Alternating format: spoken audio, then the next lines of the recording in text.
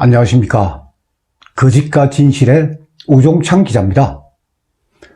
잔인한 계절 4월이 지나가고 희망의 계절 5월이 시작되었습니다. 저는 희망의 계절 5월을 맞이하여 손해배상을 청구하는 두 개의 소송을 시작합니다. 하나는 JTBC와 손석희 대표 등에게 손해배상을 청구하는 소송이고, 또 하나는 헌법재판관 8명에 대한 손해배상 청구 소송입니다.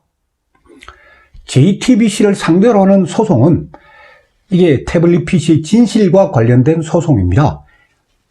JTBC 측이 명백하게 사실을 날조했기 때문에 손해배상을 청구하는 소송인데, 지금 현재 제가 소장을 작성 중에 있습니다. 그리고 헌법재판관 8명을 상대로 하는 이 소송은 지난 3년 동안 중단되고 있었습니다. 그 중단된 소송을, 그 소송을 제기해서 본격적인 재판을 시작하는 겁니다. 저를 법률적으로 도와주고 있는 김땡땡 변호사하고 충분히 상의한 끝에 희망의 계절 5월을 맞이하여 본격적으로 손해배상, 헌법재판관과 대한민국을 상대로 손해배상 청구 소송을 시작하자 하는 결론을 내렸습니다.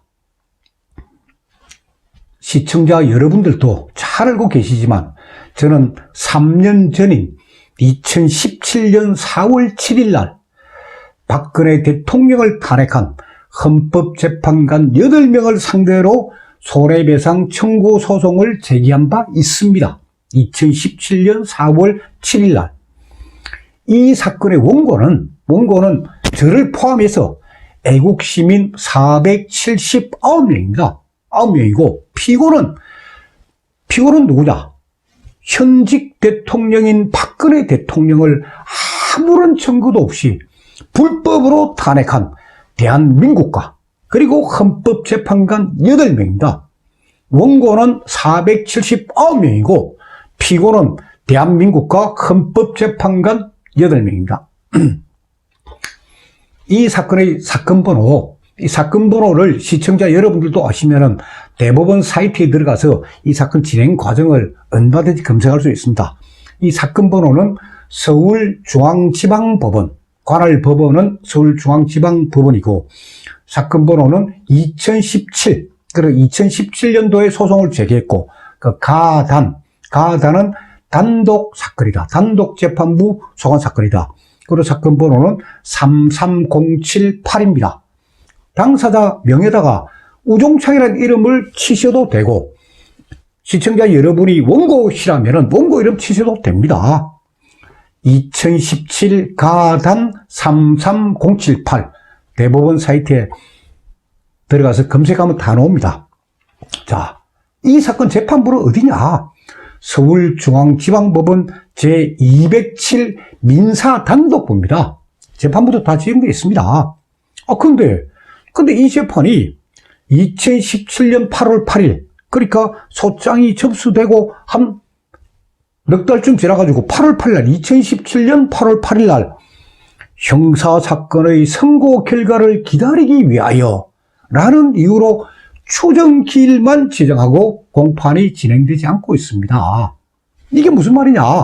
그러니까 대통령 사건에 대한 최종 판결, 대법원의 최종 판결이 선고된 뒤에 그때부터 재판을 시작하겠다 하는 것인데, 현재 지금 파기환송심 재판이 진행 중인데 언제 끝날지도 모릅니다. 5월 20일 날 대통령 사건 파기환송심 재판, 또 증인 3사람 신문이 있습니다.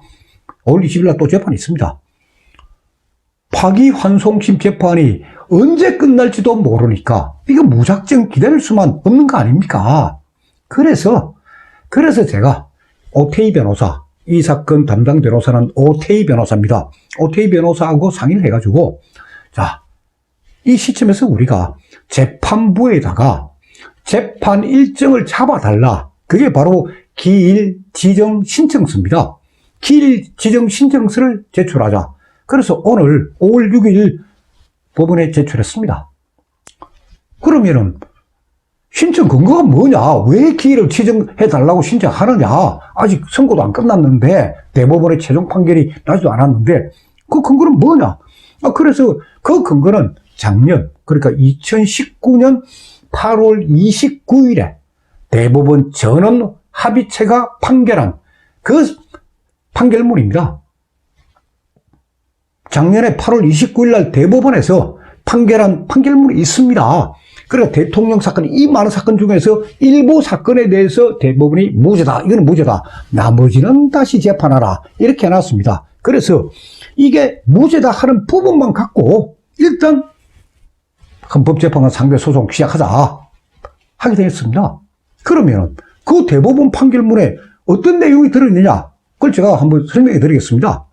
자, 그럼 그 전에 여러분들께서 아셔야 될 게 뭐냐면은 헌법재판소가 박근혜 대통령을 탄핵한 사유를 아셔야 됩니다. 박근혜 대통령을 탄핵한 사유는 뭐냐? 헌법재판소 탄핵 결정문 나와 있습니다. 세 가지입니다. 세 가지. 탄핵한 사유 세 가지. 하나, 첫째, 헌법 제7조에 규정된 공익 실현 의무. 공익을 실현할 의무를 위반했다. 그게 하나고. 다음 두 번째 사유는 뭐냐? 헌법 제15조와 제23조에 규정된 기업의 자유와 재산권을 침해했다. 그게 탄핵 사유 두 번째입니다. 그리고 세 번째는 뭐냐? 세 번째가 비밀 음수 위반. 비밀 음수 의무를 공무원은 비밀을 음수해야 할 의무가 있는데 그 의무를 위반했다. 이 세 가지가 박근혜 대통령 탄핵 사유입니다. 그러면은 아니 박근혜 대통령이 기업의 자유와 재산권을 어떤 식으로 침해했느냐? 박근혜 대통령이 공익 실현 의무를 어떤 식으로 위반했느냐? 비밀 음수 의무를 어떤 식으로 위반했느냐? 이걸 우리 알아야 될 거 아닙니까? 그 부분이 헌법재판소 이 탄핵 결정문에 이렇게 적혀 있습니다. 물론 그 여러 가지 있는데 일단 이 소송을 제가 빨리 하기 위해 가지고 핵심 세 가지만 끄집어냈습니다. 탄핵 결정문에 뭐라고 적혀 있느냐? 첫째, 박근혜 대통령의 지시를 받은 안종범이 경제수석 비서관 안종범이 현대자동차그룹 부회장 김용환에게 플레이그라운드에 대한 광고 발주를 요구했다. 기업 자유 재산을 침해했다 이게. 둘째, 피고인의 그 박근혜 대통령의 지시를 받은 안종범이 황창규 KT 전 사장입니다. 황창규에게 이동수와 신혜성을 채용하도록 하고 보직을 변경하도록 했다. 그리고 또 KT로 하여금 플레이그라운드의 광고 대행사가 되도록 요구했다. 이게 자유재산 침해예요. 그리고 세 번째, 포스코 그룹에 압력을 가해가지고 포스코 그룹과 WK 사이의 용역 계약. 그 내용은 뭐냐면 펜싱팀 창단, 배드민턴 팀 육성 이런 내용들입니다. 그 용역 계약을 체결하도록 했다 하는 게 이게 헌법재판소가 결정한 탄핵 결정문에 나오는 이게 대통령이 이게 직권 남용이고 사기업의 자유를 침해했다. 그래서 탄핵해야 된다 하고 다 적혀 있는 거예요. 자, 그런데 헌법재판소 이 탄핵 사유에 대해 가지고 대법원이 2019년 8월 29일 그것도 전원 합의체입니다. 전원 합의체 선고에서 요 세 부분 다 무죄다예요. 무죄다고 선고했습니다. 대법원 판결문에 보면은 요 세 가지 혐의는 대통령과 경제수석 비서관의 직권을 남용한 것으로 볼 수 없다. 따라서 무죄다. 하고 결론을 내려버린 겁니다. 물론 사실관계도 뭐 잘못된 점이 있지만은 어쨌거나 현대자동차 그룹에다가 광고 주라고 뭐 협박하고 KT에다가 누구누구를 채용하도록 하고 뭐 비밀 음수 위반하고 이런 게 대통령 탄핵 사유라고 헌법재판소가 다 이야기를 했는데 대법원에서 그 중에 요 부분들 그 무죄다 이 결론 내린 겁니다. 그러니까 대통령의 탄핵 사유 중 제가 앞에 언급한 그 세 가지 내용, 포스코 그룹의 소위 그 용역계약 체결한 거, 그리고 현대자동차 그룹의 광고 주라고 한 거, KT의 민간인 그 인사 시키도록 한 거, 그 세 가지 혐의는 대법원이 무죄라고 선고를 했습니다. 대법원이. 그러니까 어떻게 됩니까? 헌법재판관들이 작성한 탄핵 결정문에 적시된 요 세 가지 내용은 이 뭡니까? 허위 공문서예요. 대법원이 지금 판결한 겁니다. 그렇기 때문에 이 허위 공문서를 작성한 헌법재판관 8명은 원고, 저를 포함한 479명에게 손해를 배상할 책임이 발생하는 겁니다. 그러니까 지금 대통령 사건은 상당히 혐의도 많고, 지금 아직도 파기환송심 재판이 진행 중이기 때문에 아직 다 확정된 건 아닙니다. 아니지만 일단은 대법원에서 확정 판결한 이 세 가지 내용만 갖고 헌법재판관 8명을 상대로 손해배상 청구 소송 시작하겠다는 게 제 생각입니다. 시청자 여러분들도 시간 나시면 한번 헌법재판소에서 작성한 그 대통령 탄핵 결정문을 한번 읽어보십시오. A4 용지로 89장입니다. A4 용지로 89장. 제가 이걸 참 여러 번 읽었습니다. 읽어보니까 제 판단, 제 기준으로는 90% 이상은 전부 다 사실에 근거하지 않은 그런 내용들입니다. 그래서 저는 이 대통령을 묻어버린 거짓의 산 제1권하고 제2권에서 저는 검찰의 수사기록, 법정 녹취록을 근거로 이걸 쓴 거예요. 그걸 근거로 대통령하고 최소한 피고인은 미러재단 설립, 케이스보재단 설립과 운영에 관여하지 않았다.